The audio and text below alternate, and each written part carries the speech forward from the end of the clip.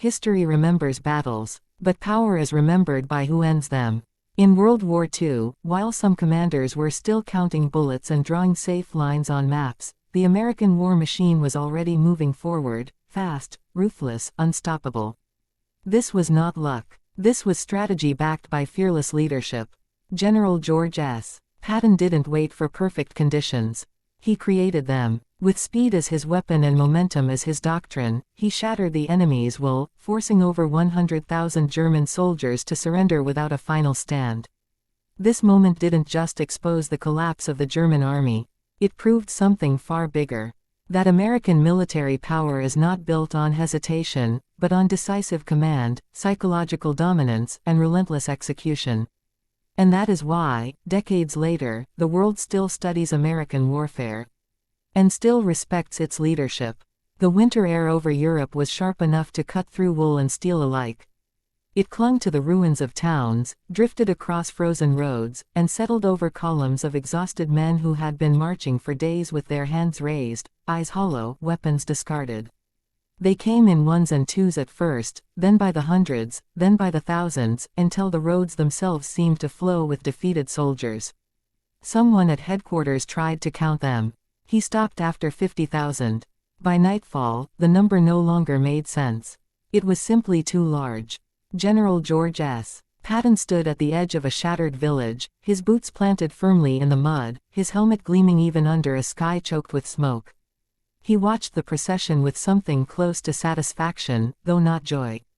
Victory, to him, was not a feeling.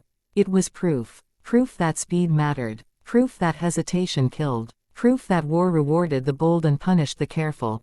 He chewed on a thought as steadily as he chewed on his cigar, eyes narrowing every time another group of German soldiers surrendered without a fight. A young officer approached him, breathless, papers trembling in his hand. "Sir," he said, struggling to sound composed, "the latest count puts enemy prisoners at, well, sir, we believe it's over 100,000. Patton didn't react right away. He simply nodded once, as if the number merely confirmed what he already knew.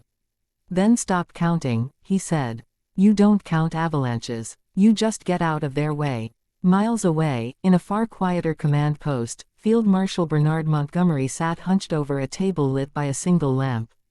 The war maps were neat, carefully annotated, lines drawn with precision. Boxes of ammunition sat open beside him, their contents being checked, recorded, and checked again. An aide read figures aloud, his voice steady, methodical. Montgomery listened, lips pressed thin. He believed in preparation, in certainty, in making sure that every bullet had a purpose before it was fired. War, in his mind, was not a gamble. It was a calculation. And calculations took time. When news of Patton's advance began filtering in, Montgomery did not look up at first. He asked questions instead. How extended were the supply lines? How secure were the flanks? How reliable were the prisoner estimates? Numbers without verification meant nothing to him. "They say Patton has taken tens of thousands of prisoners," the aide ventured carefully. "They say many things in war," Montgomery replied coolly. "Facts come later. But facts have a way of arriving whether one is ready or not." At Supreme Headquarters, General Dwight D. Eisenhower stood by a large window, hands clasped behind his back, staring out at a gray sky that mirrored his mood.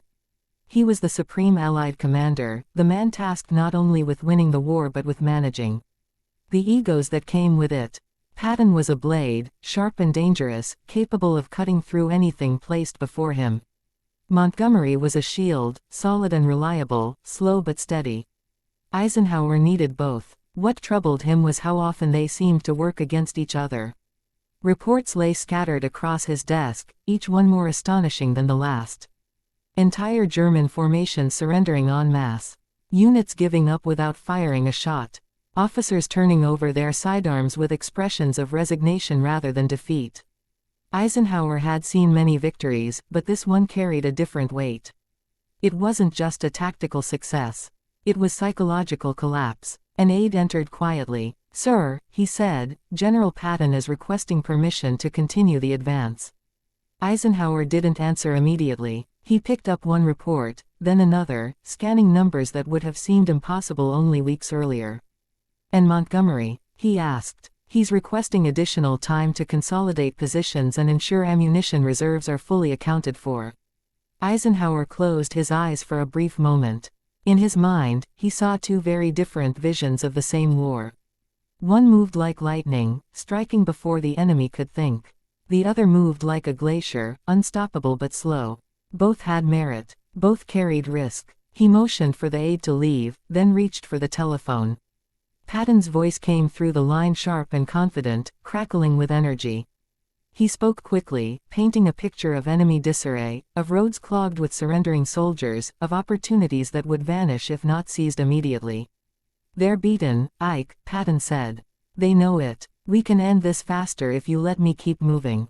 Eisenhower listened without interrupting, his expression unreadable.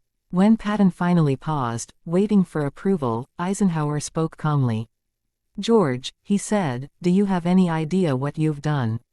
Patton smiled on the other end of the line, certain he knew the answer. "Yes, sir. I broke them." Eisenhower's reply was quieter, heavier. "You didn't just break their lines," he said. "You broke their will." The room fell silent for a moment after the call ended. Eisenhower remained by the phone, fingers resting lightly on the receiver.